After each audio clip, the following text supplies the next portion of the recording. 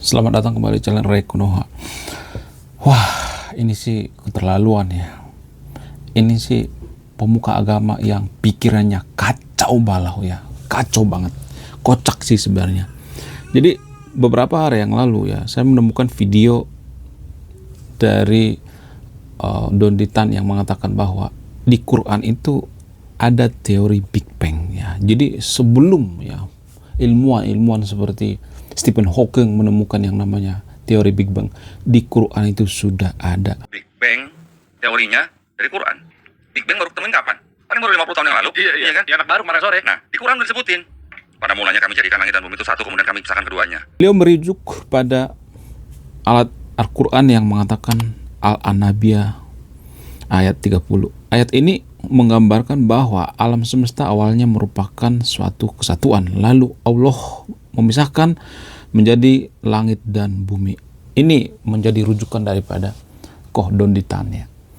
Tapi saya curiga ya, ini dugaan saya curiga Koh Don Di ini nggak ngerti yang namanya teori Big Bang ya. Jadi hanya orang yang tidak pernah membaca buku yang percaya penjelasan daripada Koh Don Di ini mirip dengan atau sama dengan teori Big Bang. Ya, hanya orang yang tidak pernah baca buku ya, orang yang percaya dengan katanya dan katanya, sehingga banyak orang yang percaya Koh Don Di ini. Kenapa hal ini bisa terjadi? Kenapa akhir-akhir ini pemuka agama seperti Koh Don Di ini banyak kok ya yang cocok logi pakai maksa ya, banyak yang mencocok-cocokkan kitab sucinya dengan sains ya. Padahal kitab suci dengan sains itu dua hal yang berbeda ya. Hal ini sama seperti tanah dengan manusia ya. Itu kan dua hal yang berbeda. Kalau misalnya ini manusia dengan manusia lainnya itu kan agak mirip-mirip ya. Tapi ini dua hal yang berbeda. Kitab suci dengan kitab sains ya. Itu dua hal yang berbeda.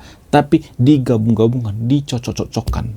Jadi kalau misalnya kitab suci itu sesuai dengan sains, maka tidak layak disebut sebagai kitab suci, tapi kitab sains. Ya. Jadi kitab sains itu harus logis ya. Harus diupdate ya. Karena ilmu itu kan dari hari ke hari itu harus diupdate. Berubah ya, ada penemuan baru berubah lagi gitu ya. Ya, ada ilmuwan baru berubah lagi. Jadi kitab sains itu harus berubah-berubah, diedit-edit sebenarnya. Tapi kalau kitab suci itu nggak boleh diedit. Ya. Ini dua hal yang berbeda. Dari judulnya juga sudah beda sebenarnya antara kitab suci dengan kitab sains. Tapi ya, pemuka-pemuka agama di Konoha itu banyak yang berusaha mencocok logikan ya seperti sains dengan kitab suci. Kenapa hal ini bisa terjadi? Apa yang jadi permasalahan? Permasalahannya adalah karena anak-anak muda zaman sekarang, Gen Z ya, Gen Alpha ya, milenial dan sebagainya, mereka pengen semua hal itu masuk akal, logis, termasuk kitab suci. Saya ingat para pemuka-pemuka agama panik ya, tanpa kita sadari mereka panik. Biar apa? Biar mereka tidak kehilangan umat. Maka dicocok-cocokkanlah kitab suci ya dengan kitab sains. Padahal kan ini dua hal yang berbeda. Sama seperti genre buku misalnya. Jadi ada buku yang bergenre, contoh misalnya ilmiah ya, ada buku yang bergenre ilmiah, kemudian ada buku yang bergenre non ilmiah. Ya. Apakah kitab suci itu kitab ilmiah? Enggak dong. Kitab suci kan bukan kitab ilmiah, tapi kitab non ilmiah. Jadi kalau misalnya Koh Don Di mengatakan bahwa kitab suci kita itu ilmiah, kemudian ada di sana teori Big Bang ya. Berarti artinya secara tidak langsung Koh Don Di mengatakan bahwa kitab suci mereka itu ilmiah. Nah, kalau beliau ini mengklaim bahwa kitab sucinya ilmiah, berarti semuanya harus ilmiah dong ya. Nggak boleh tanpa bukti, tanpa data. Sementara di kitab suci itu kan banyak data-datanya yang salah. Contoh misalnya, kita ambil contoh dalam agama tertentu di Konoha ya. Ini hanya di Konoha ya, bukan di Indonesia, karena orang Indonesia itu anti kritik ya. Jadi di dalam kitab suci agama tertentu di Konoha dikatakan bahwa manusia itu berasal dari tanah. Ini data yang salah. Karena manusia dengan tanah itu tidak ada hubungannya. Ya, benda mati seperti tanah itu tidak punya DNA, hanya makhluk hidup yang punya DNA. Berarti sudah gagal kan bahwa kitab suci itu kita ilmiah. Jadi bagaimana mungkin seorang pemuka agama berusaha mencocok-cocokkan gitu, mencocok logikan teori Big Bang dengan kitab suci mereka. Jadi kelihatannya ya, mohon maaf ya, saya tidak ada masalah dengan Kodondi ya, tapi karena beliau ini pemuka agama, banyak pengikutnya, dan ini mempengaruhi. Jadi saya ya, kaum intelektual harus meluruskan ini ya. Biar apa? Biar anak-anak muda itu jangan mempercayai sesuatu hal yang tidak komplit gitu ya. Ini kan nggak komplit namanya, nggak bener ya. Jadi gini guys, dugaan saya Kodondi ini tidak mengerti yang namanya teori Big Bang. Dalam teori Big Bang itu kan harus lengkap dong ya. Nggak bisa hanya mengandalkan yang namanya penafsiran. Ini kan namanya penafsiran ya.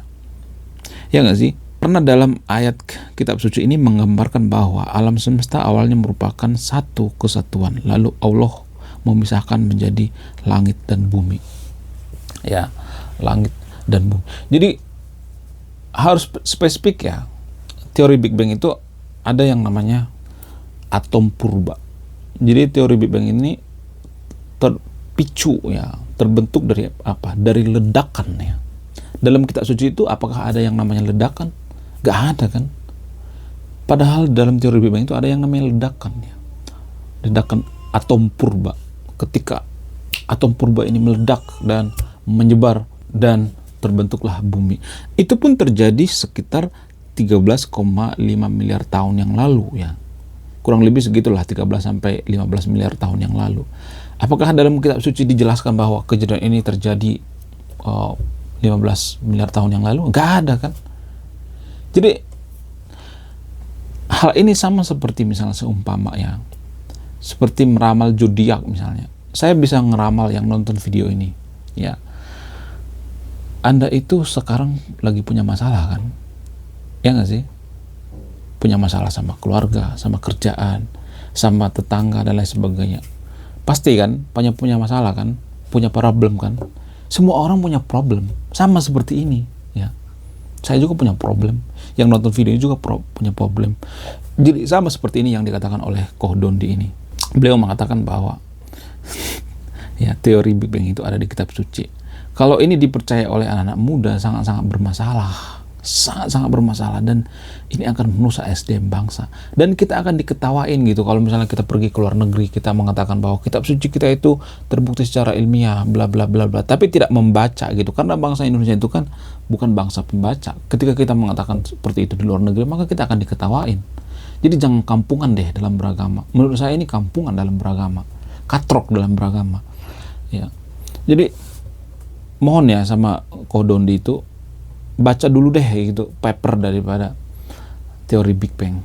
Pahami dulu, jangan asal dipaksakan gitu. Ya saya tahu warga Konoha itu kan bukan bangsa pembaca, gak ngerti gitu. Walaupun Kodondi ngomong A, pasti dipercaya. Karena apa? Karena beliau ini pemuka agama. Karena di Konoha itu pemuka agama itu masih sangat-sangat dipercaya. Jadi kalau misalnya banyak pemuka agama seperti ini ya, cocok logi pakai maksa, oh gini ada hubungannya dengan ini, oh begini ada hubungannya dengan ini. Jangan. Jadi bicaralah sesuai data dan fakta ya. Bicaralah sesuai dengan keahliannya masing-masing ya. Kalaupun kita tidak bicara tentang keahlian kita masing-masing, kita berikan datanya dong ya. Kodondi tidak mengatakan datanya. Ya, data dari mana yang mengatakan seperti itu? Data juga harus teruji. Ya, nggak boleh penafsiran. Data itu nggak boleh penafsiran. Data itu nggak boleh, misalnya nih contoh ya.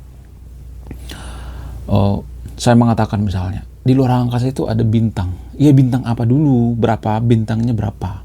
Umur bintangnya berapa? Lokasinya di mana? Kita nggak boleh asal sebut oh di luar angkasa itu ada bintang. Nggak boleh seperti itu. Harus runut ya. Itu baru yang namanya data. Tapi saya melihat Kodondi ini ya asal nyablak gitu. Biar apa? Biar kelihatan keren gitu. Ya saya tahu ya di Konoha itu butuh yang namanya atau haus yang namanya validasi ya. Ada banyak kok data-data di dalam kitab suci itu yang tidak valid lagi gitu, yang tidak akurat lagi. Karena apa? Karena zaman dulu belum ada yang namanya penemuan-penemuan ya. Belum ada yang namanya ilmuwan-ilmuwan ya. Jadi jangan seperti itulah ya. Anak-anak muda yang nonton video ini, mari kita berpikir kritis. Ya, kalau kita mengatakan bahwa kitab suci itu ada hubungannya dengan sains, berarti kitab suci itu sudah gagal jadi kitab suci dong ya. Berarti kitab sains ya. Kitab sains itu harus diuji ya. Teorinya harus pas gitu. Logis. Nggak boleh cuma penafsiran. Kitab suci kan penafsiran ya. Kalau misalnya 1000 orang kita tanya tentang teori Big Bang yang ada di kitab suci, maka akan ada 1000 jawabannya. Jadi ini namanya penafsiran. Penafsiran ini tuh kan tidak bisa disebut ya. Kalau misalnya ada kitab tentang penafsiran itu tidak bisa disebut dengan kata ilmiah. Ya, saya tahu bahwa kitab suci itu tujuannya baik ya, untuk apa? Untuk spiritual misalnya, ya, untuk ketenangan batin misalnya. Saya nggak jadi masalah dengan kitab suci, nggak jadi masalah.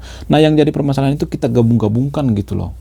Kita gabung-gabungkan. Bahkan agama sekalipun ya, di Konoha saya banyak menjumpai orang ya, kalau ketemu sama orang itu, mereka menganggap bahwa agama mereka itu ilmiah.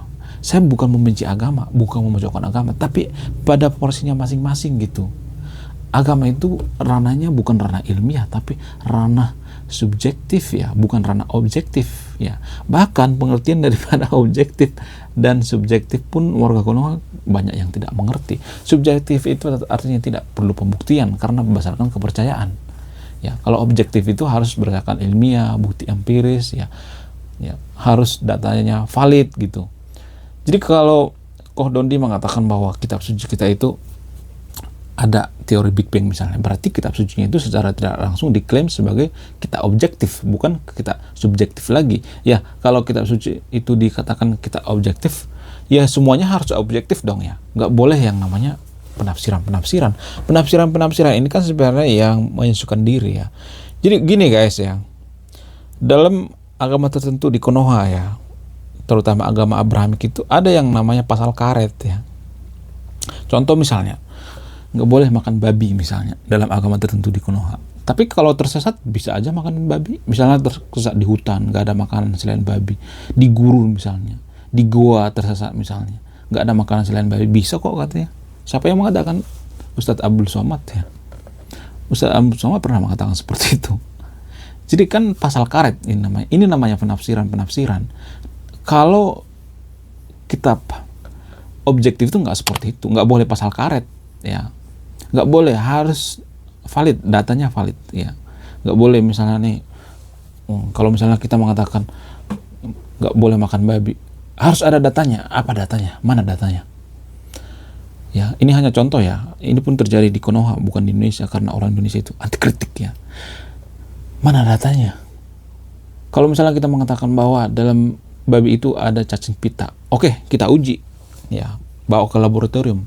Itu baru namanya kita objektif. Bawa ke laboratorium ya. Kalau misalnya babi itu dimasak misalnya 2 jam, 3 jam, terus diteliti lagi, apakah ada yang namanya cacing pita? Ya, pasti sudah meninggal dong cacing pitanya. Masa 2 jam dimasak cacing pita masih bertahan hidup? Itu sungguh tidak masuk akal, sungguh tidak rasional.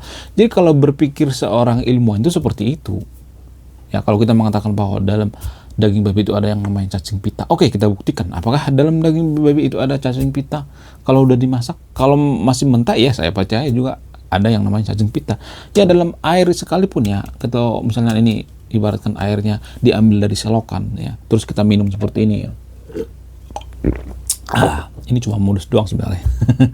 Jadi kita minum sembarangan air minum di selokan, itu ada cacing pitanya. Tidak hanya di babi cacing pita. Makanya itulah alasannya air itu dimasak ya sampai matang. Biar apa? Biar cacing-cacingnya meninggal gitu loh. Itu yang dinamakan ilmiah. Tapi kan di Konoha tidak ada yang percaya itu ya, walaupun dagingnya dimasak mateng, cacingnya mati, tetap nggak boleh dimakan. Tapi kalau tersesat dimakan. Jadi ini namanya pasal karet kan. Penafsiran itu kalau boleh jujur ya, penafsiran itu sama seperti pasal karet. Penafsiran itu tergantung apa yang gua mau ya. Contoh misalnya ya, kita ambil contoh ya, kalau di Mesir ya, para ulama-ulama Mesir itu mereka itu mengeluarkan fatwa tergantung apa? Tergantung kepentingan ya kalau di Mesir. Contoh misalnya, kalau misalnya perusahaan di Mesir itu banyak yang berinvestasi di satu perusahaan misalnya, katakanlah perusahaan XYZ misalnya. Nah, sementara masyarakat berpikir bahwa perusahaan XYZ ini adalah pemiliknya kafir misalnya. Lalu pemuka agama biasanya akan mengeluarkan fatwa bahwa perusahaan XYZ ini halal, bukan haram. Dan masyarakatnya juga ngikutin. Jadi penafsiran itu tergantung apa yang gua mau. Beda ya dengan kitab sains. Saya hanya menjelaskan antara kitab sains dengan kitab suci ya. Dalam kitab suci ada istilah penafsiran ya. Karena apa? Karena kitab suci itu kan kitab subjektif ya. Jadi bisa ditafsirkan dengan berbagai sudut pandang ya. Sementara sains itu nggak boleh ditafsirkan dari berbagai sudut pandang. Kalau misalnya Kodoni mengatakan ya, di Quran kita itu ada yang namanya teori Big Bang. Mana? Datanya mana?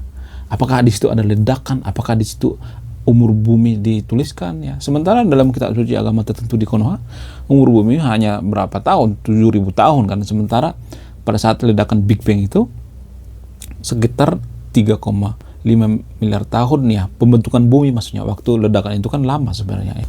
13,5 miliar tahun kan kejadiannya. Nah, dari 13, miliar tahun itu terus berevolusi ya. Sampai terjadilah bumi 3,5 miliar tahun. Kalau misalnya di antara sahabat yang nonton video yang berpikir, lah kalau gitu berarti peranan Tuhan nggak ada dong. Saya tidak akan menyimpulkan, saya tidak akan memberikan kesimpulan ya. Karena gini ya, pandangan-pandangan orang-orang barat ya, ilmuwan-ilmuwan barat itu seperti ini ya. Ada sebagian yang berpikir bahwa seperti pikiran daripada Stephen Hawking. Stephen Hawking mengatakan bahwa Tuhan itu tidak punya peranan ya membentuk bumi ini. Bumi ini terbentuk karena apa? Seleksi alam, terbentuk karena sendirinya dan lain sebagainya. Maka warga Konoha biasanya menghujat ya. Tapi maksud Stephen Hawking itu ya bukan dalam segala hal yang nggak ada peranan Tuhan. Tapi pada saat pembentukan atau ledakan daripada Big Bang itu, menurut Stephen Hawking, Tuhan tidak punya peranan di situ ya. Kalau Tuhan punya peranan, arti Stephen Hawking itu ya, maksudnya dia itu artinya kalau Tuhan punya peranan itu harus ada datanya gitu. Mana buktinya, bukti ilmiahnya bahwa Tuhan itu punya peran. Jadi dia menjelaskan dalam konteks ya, konteks teori Big Bang-nya dia. Walaupun yang menemukan teori Big Bang itu bukan Stephen Hawking yang pertama ya, yang menemukan itu adalah Imam Katolik ya kalau nggak salah ya. Jadi banyak penemuan-penemuan sebenarnya kalau boleh jujur ya, yang berlandaskan agama ya. Seperti